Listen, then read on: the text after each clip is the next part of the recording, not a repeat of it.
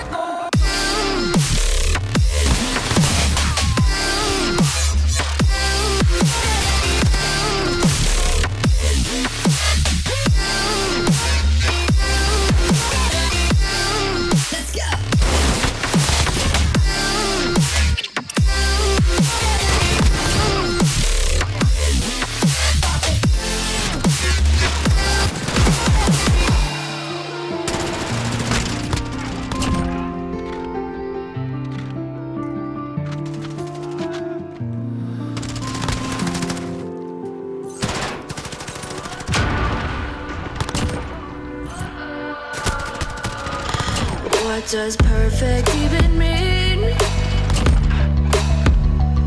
Is there even such a thing? Ooh, can we switch up all the rules and imagine a utopia? Darling, I'm just so fed up with these expectations. They keep weighing me down. My heart is begging me to get the hell out of my head. I'm gonna live inside the upside down for a minute and pretend, honey, I'm a perfect 10. Whoa, whoa, honey, I'm a perfect 10. Whoa, whoa, and if I say it enough, it gets ingrained in my head, and I start to see, honey, I'm a perfect 10. Honey, I'm a perfect 10. Whoa, honey, I'm a perfect 10. Honey, I'm a, yeah. Oh, yeah, I've discussed it with